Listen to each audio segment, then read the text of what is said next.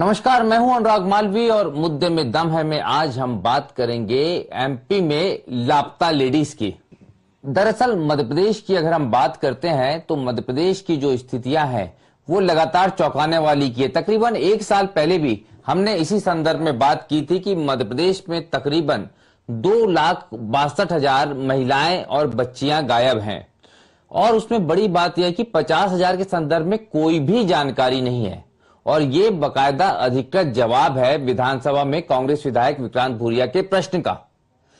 तो निश्चित रूप से कहीं ना कहीं ह्यूमन ट्रैफिकिंग की बात आती है और जिस तरह से अंतर्राष्ट्रीय स्तर पर इस समय जो चर्चाएं चल रही हैं तो ये मामला और चिंताजनक तब हो जाता है जब 50,000 के संदर्भ में कोई भी जानकारी अपडेट नहीं होती। चलिए इसी मुद्दे पर करते हैं बात हम अपने मेहमानों के साथ। जो मेहमान हमारे साथ जुड़े हुए हैं सबसे पहले उनसे हम परिचय कराते हैं। हमारे साथ जुड़े हुए हैं भारतीय जनता पार्टी के जो senior spokesperson Brijgopal Lohia ji, sir आपका स्वागत है।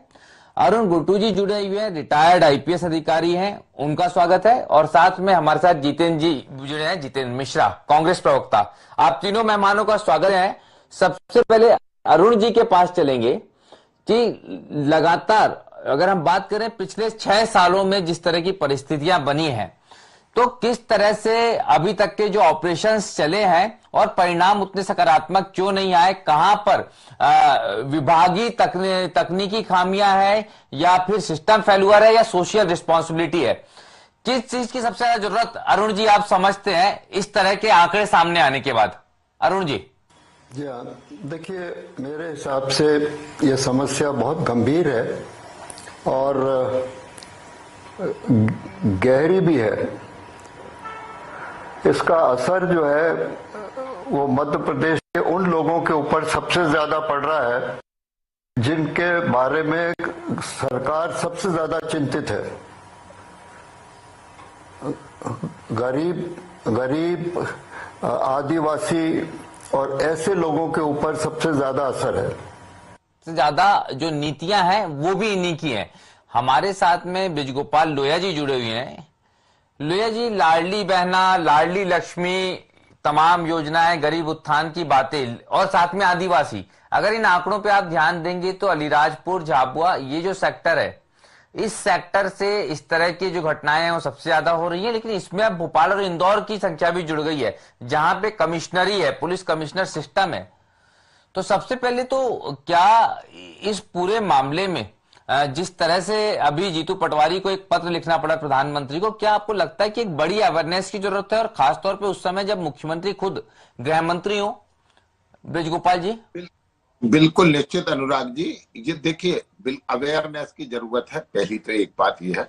मगर मैं आप इस मुद्दे को किस तरह से देखते हैं, हो सकता है मेरा और आपका नजरिया अलग अलग हो। मेरा नजरिया इसको सामाजिक दृष्टि से देखने का है और चूंकि समस्या भी ये सामाजिक ही है, हमें इसके हिस्से भी करना पड़ेंगे। देखिए यहाँ एक सेवानिवृत्त आईपीएस मौजूद है, उन्होंने इसमें काम किया है और वो शायद मेरी बात का वो समर्थन करेंगे कि हमें ये देखना पड़ेगा कि 0 से 12 वर्ष तक की संख्या कितनी है, 12 वर्ष से 18 वर्ष की संख्या कितनी है और इसके ऊपर की संख्या कितनी है। और केवल ट्रैफिकिंग एकमात्र कारण नहीं होता है घर छोड़ने का, गुमशुदगी की शिकायत होने का भी ये एकमात्र कारण नहीं है।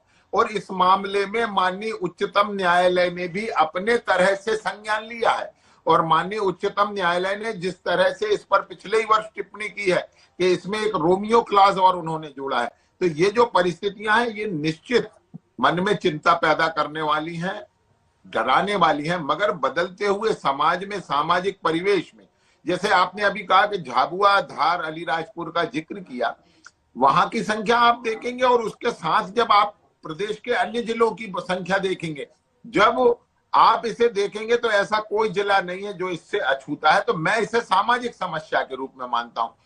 पुलिस अपना काम कर रही है, सरकार अपना काम कर रही है, क्योंकि सरकार के लिए मध्य प्रदेश में भारतीय जनता पार्टी की सरकार के जो फोकस में है वो सबसे ज्यादा नारी शक्ति है, उसकी नारी सुरक्षा भी उसके फोकस में है। जो आपने योजनाएं बताई, लाडली बहना, वो तो 21 वर्ष से अधिक की महिलाओं को प्रारंभ होती है, मगर 0 से लेकर 21 तक लाडली लक्ष्मी योजना भी है।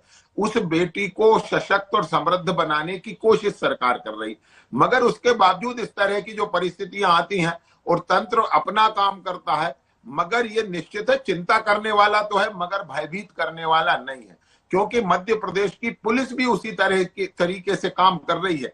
किस तरह उन्होंने हर जिले में एंटी ह्यूमन ट्रैफिक यूनिट का गठन किया है, इस पर भी पुलिस काम कर रही है। किस तरह मध्य प्रदेश की पुलिस पिछले नवंबर महीने में, अभी 3 महीने पुरानी बात है, उसमें एक विशेष अभियान चलाकर 1903 बेटियों को रिकवर करने का भी काम किया है। तो ये सरकार और पुलिस दोनों की एक मंशा स्पष्ट है कि हम 0 टॉलरेंस में हैं। मैं देखिए एक मामला बताता हूं आपको। गुना पुलिस ने राधोगढ़ की एक बेटी को पाकिस्तान की सीमा पर जैसलमेर जिले से बरामद करने में सफलता पाई है। कितनी बेटियां कर्नाटका से, बिहार से, राजस्थान से, दिल्ली से, सारी जगह से लाई गई हैं। तो देखिए, हाँ ये बिल्कुल सच है, मगर कि बदलता हुआ समाज, उस पर आता जो कंटेंट है, जो हमारा OTT का कंटेंट है, जो हमारा सोशल मीडिया का कंटेंट है, इन सब के कारण सरकार नए सिरे से उस पर विचार कर रही है। और नए विचार के साथ पुलिस भी नए जो जितने भी टूल हो सकते हैं, AI टूल का इस्तेमाल भी कर रही है पुलिस। दर्पण करके एक सॉफ्टवेयर है जिससे फेस रिकॉग्निशन होता है, उसका भी उपयोग कर रही है मध्य प्रदेश की पुलिस। तो सरकार और पुलिस दोनों इसमें संजीदा हैं। हाँ, चिंता होना स्वाभाविक है, मगर जिस तरह से इसे प्रस्तुत करने की कोशिश की जा रही है, मैं समझता हूं वापस मैं आपके पास आता हूं। चिंता के साथ साथ थोड़े से जो आंकड़े हैं वो भयावह भी हैं। आप बोल रहे हैं कि ये भयावह स्थिति नहीं है, मुझे लगता है कि आंकड़े थोड़े से भयावह हैं। और बात निश्चित रूप से सिर्फ पुलिस की नहीं है, सरकार की भी है, महिला एवं बाल विकास की भी है, और बाकी सिस्टम की भी, समाज की भी है।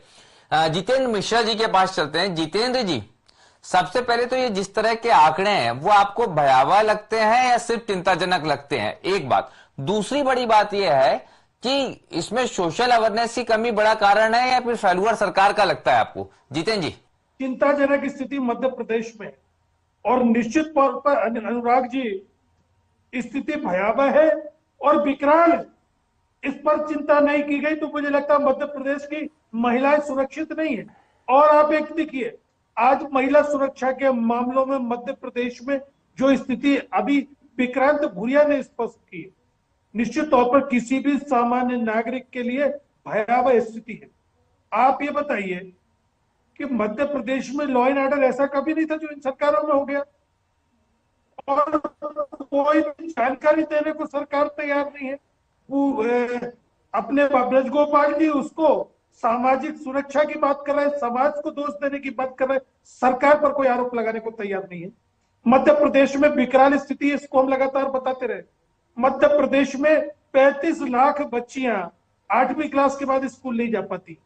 क्या कारण है? सरकार को बताना चाहिए। बच्चियां मदरसों में पढ़ने के लिए मजबूर हो रही, क्योंकि कहीं ना कहीं आपका शिक्षा का बजट कमजोर है, आपने ध्यान नहीं दिया। और मध्य प्रदेश की धरती पर अनुराग जी, सिमी के आतंकवादी मिलते। मध्य प्रदेश में एक IPS को ट्रॉली से रोंद दिया जाता है, कुचल दिया जाता है। ये सरकार का बड़ा मजाक दिखाई दे रहा है। इस पर चिंता करना बहुत जरूरी है, आपको, हमको, सबको। और नहीं तो मध्य प्रदेश के हालात बेकाबू होने वाले। आप ये देखिए, एक विधायक रेत के अवैध ठेके को लेकर के कलेक्टर पर हाथ उठाने की बात करता है। IAS यहाँ सुरक्षित नहीं, IPS यहाँ सुरक्षित नहीं, थाने यहाँ सुरक्षित नहीं। महिलाओं के खिलाफ कहीं ना कहीं कोई अगर कार्रवाई हो जाती है तो रिपोर्ट लिखने को थाने तैयार नहीं होते। ये बताता है कि मध्य प्रदेश में अराजक स्थिति है, और इसके लिए विशेष जांच दल का गठन होना चाहिए। विशेष रूप से इस बात का ध्यान रखा जाना चाहिए कि मध्य प्रदेश में महिलाओं की सुरक्षा में कहीं ना कहीं कमी आ रही है। और इसलिए अब आप कह रहे हैं साहब, उसमें यह देखना चाहिए कि 12 साल की बच्ची है कि 14 साल की बच्ची है कि 21 साल की बच्ची है, ये सब देखने की जरूरत नहीं है। महिलाओं पर अगर कहीं इस तरह की घटनाएं हो रही तो निश्चित तौर पर सरकार को संज्ञान लेना चाहिए। और हम लगातार चिंता कर रहे थे। आज विधानसभा में भी आपने देखा किस तरीके से सवाल हुए, और सवाल भारतीय जनता पार्टी के अनेक विधायक इस बात को लेकर के हमारे साथ खड़े हुए हैं कि कहीं ना कहीं मध्य प्रदेश में स्थिति अराजक हो गई। 65,000 बच्चियां, 65,000 महिलाएं, समझिए आपकी क्या स्थिति होगी। जो छोटी बच्चियां जिनका पता नहीं चल रहा है, 2 लाख बच्चियों की 2 लाख महिलाओं की संख्या अनुराग जी कम नहीं होती किसी प्रदेश में। बिल्कुल जितेंद्र जी, 2 लाख महिलाएं और 65,000 की तकरीबन बच्चियां, ये निश्चित रूप से कहीं ना कहीं एक बड़ी चिंता का विषय। अरुण जी के पास वापस आना होगा। अरुण जी, 2 चीजें, एक तो जिस तरह से इसमें क्या कोई एक स्पेशल टास्क फोर्स बनाया जाना है चाहिए जिससे शायद ये चीजें और बेहतर हो, जल्दी सुधर जाएं।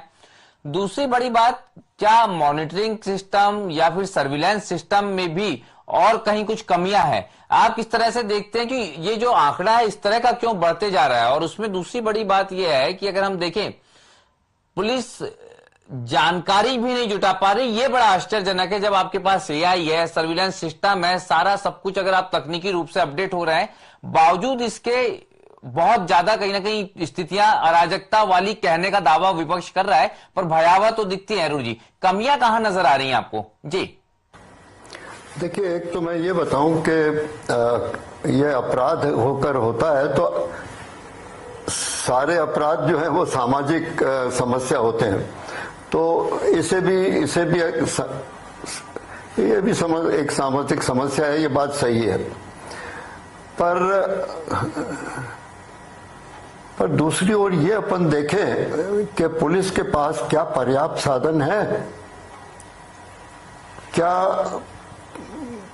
क्या पुलिस के पास इंटेलिजेंस विंग जो होता है, इंटेलिजेंस विंग जो ये सारे माफिया, चाहे वो ड्रग माफिया हो, चाहे वो ह्यूमन ट्रैफिकिंग माफिया हो और माफिया हो और बहुत से माफिया हैं, तो क्या इसके पास संसाधन है कि नहीं है? क्योंकि सेल बना देना, हर जिले में सेल बना देना तो अपनी जगह है, देखिए, पर सेल बना के उनके पास मैन पावर है, उनके पास वो समय है कि वो ये भी कर सके, जो सामान्य अपराध होते हैं उसके अतिरिक्त ये भी कर सके। तो इसमें अगर अपन देखते हैं तो अपन पाते हैं कि ये कमी है। और मैं बताऊं आपको कि मैं पूर्व डीजीपी को एक पत्र भी लिख चुका हूं इसी बारे में, बिल्कुल ह्यूमन ट्रैफिकिंग में, क्योंकि बहुत समस्या ये गंभीर है, इसको हल्के से नहीं लेना चाहिए। इसके लिए एक अलग से, और जैसा कि आपने कहा अनुराग जी, कि एक सेल अलग बनाना पड़ेगा, उसका मॉनिटरिंग होना पड़ेगा जी। क्योंकि वही बात आती है कि किस तबके को इसका सबसे ज्यादा असर हो रहा है इसके ऊपर जी। वो बहुत गरीब तबका है, आदिवासी तबका है, और वो कई बार मजबूरी का उनकी फायदा उठाया जाता है। तो ऐसे के अंदर इंटेलिजेंस बहुत महत्वपूर्ण बात है ब्रजगोपाल जी। देखिए, हमने कल देखा कि भोपाल की एक रिपोर्ट देखी थी जिसमें एक एसआई के हवाले, महिला एसआई के अलावे रात में महिलाओं की सुरक्षा की बात सामने आई थी कि रात्रि में कितना कम महिला पुलिस बल होता है। अगर देखें, दूसरी बड़ी बात, ट्राइबल या रिमोट एरियाज में, जैसा कि अरुण जी बता रहे हैं, बहुत लंबा अनुभव उनको है, खुद उन्होंने एक पत्र लिखा इस संदर्भ में, तो कहीं ना कहीं पुलिस बल की कमी है। पुलिस बल के साथ साथ जो रिसोर्सेज हैं, चाहे वो टेक्निकल रिसोर्सेज हो, व्हीकल रिसोर्सेज हो, या फिर मॉनिटरिंग रिसोर्सेज हैं, इन पर काम करने की बहुत आवश्यकता है। ये कहीं ना कहीं ये तस्वीर, क्योंकि अरुण जी बोल रहे हैं, ये कांग्रेस नहीं बोल रही। ब्रजगोपाल जी, देखिए अनुराग जी, हम तो हमेशा ये मानते हैं कि कोई भी विचार का खंडन नहीं होना चाहिए, चाहे वो विचार अरुण जी से आए और चाहे वो विचार जितेंद्र मिश्रा जी से आए। और हम तो ये भी कभी नहीं मानते हैं कि कांग्रेस से अगर कोई विचार आ रहा है तो वो नकारात्मक है। हम तो ये चाहते हैं कि सामाजिक समस्याओं का हल निश्चित सरकारों की जिम्मेवारी है, और विपक्ष का अधिकार और कर्तव्य दोनों है कि सरकार को उस तरफ ध्यान आकर्षित करे। मगर देखिए, मैंने पहले सेगमेंट में इसको बिल्कुल सामाजिक रूप से बताया था आपको। मैं राजनीतिक रूप से भी कहता हूं, जिस तरह माननीय अरुण जी ने कहा। अरुण जी देखिए, मैं बड़ा कुछ बातें स्पष्ट करना चाहता हूं कि मध्य प्रदेश में भारतीय जनता पार्टी की सरकारों के समय ही महिला पुलिस कर्मियों की भर्ती ज्यादा मात्रा में प्रारंभ हुई। पहले इक्का दुक्का हुआ करते थे, अब 33% उसमें आरक्षण करके महिला पुलिस को बढ़ाने का काम किया। दूसरी बात, टेक्नोलॉजी का बहुत व्यापक रूप से इस्तेमाल कर रहे हैं। जो मैंने आपसे निवेदन किया था कि दर्पण करके जो हमारा सॉफ्टवेयर है जो आर्टिफिशियल इंटेलिजेंस पर आधारित है, वो साइबर थानों में उपलब्ध है। वो लगातार हर थाने की पुलिस को नहीं करना है। दूसरी बात, जिस तरह हम ट्रैक करते हैं गुमशुदा या भागे हुए लोगों को, उसका तरीका सीधा सीधा है उसकी मोबाइल लोकेशन को जांचना। उस मोबाइल लोकेशन को जांचने के लिए जो हमारी मोबाइल कंपनियां हैं वो और साइबर सेल मिलकर उसके लिए काम करते हैं। और एक बात और बता, मध्य प्रदेश में पिछले वर्ष की बात बता रहा हूँ। लोहिया जी, चूंकि समय का अभाव है, बहुत सारी चीजें आपने बताई है। एक छोटा सा सवाल है, फिर मैं जितेंद्र जी के पास जाऊंगा। लोहिया जी, क्या स्पेशल टास्क फोर्स की जरूरत आप लोग महसूस करते हैं? क्या इस पर जाएंगे लोहिया जी? बिल्कुल करते हैं। और हम अनुराग जी ये फिर से कहते हैं कि इसके लिए नए सिरे से प्रबंधन की आवश्यकता है, नए सोच की आवश्यकता है। मगर एक 30 सेकंड सुन लीजिए कि 13,000 से ज्यादा स्कूलों में भी जाकर मध्य प्रदेश की पुलिस ने 16 लाख से ज्यादा बच्चियों को इसके मामले में अवेयर किया है कि किस तरह महिला सुरक्षा में उनकी भूमिका हो सकती है, किस तरह वो साइबर रूप से सुरक्षित रह सकती हैं। जी, समय अभाव है। जितेंद्र जी, एक छोटा सा कमेंट 10 सेकंड का, और उसके बाद में मैं चूंकि अनुमति लूंगा। समय का थोड़ा सा अभाव है। लोहिया जी माफ कीजिएगा। जितेंद्र जी जल्दी से लास्ट कमेंट। अनुराग जी, इतनी सारी टेक्नोलॉजी होने के बाद, इतने दर्पण लगाने के बाद भी अगर 50,000 महिलाओं की जानकारी नहीं मिल पा रही है, मतलब आपके आंकड़े झूठे हैं, आपके दावे किताबी है। अरुण जी ने स्पष्ट कर दिया कि अगर पुलिस बल की कमी है तो निश्चित तौर पर सरकार दोषी है। सरकार को पुलिस बल बढ़ाना पड़ेगा। सरकार उस तरफ ध्यान नहीं दे रही। उड़ता पंजाब बना जा रहा है मध्य प्रदेश, उड़ता मध्य प्रदेश, क्योंकि ड्रग माफिया, नशा माफिया यहाँ पर कदम बढ़ा चुका है। सरकार अक्षम साबित हो रही है। बिल्कुल, देखिए कई सारे माफियाओं के लिए अगर गुंजाइश बनती है, अगर ऐसे आंकड़े आते हैं, इसकी संभावना से इनकार नहीं किया जा सकता। बहुत सारे बड़े कारण हैं, लेकिन सबसे बड़ा कारण है पुलिस बल और रिसोर्सेज की कमी और मॉनिटरिंग सिस्टम को और सशक्त बनाने की जरूरत। फिलहाल चूंकि समय का अभाव है, मैं अपने मेहमानों से इजाजत लूंगा। ब्रजगोपाल लोहिया जी, आप हमसे जुड़े, आपका धन्यवाद। अरुण गुट्टू जी, आपका धन्यवाद। और साथ में जितेंद्र मिश्रा जी, आप तीनों मेहमानों का धन्यवाद। नमस्कार, मुझे दीजिए इजाजत।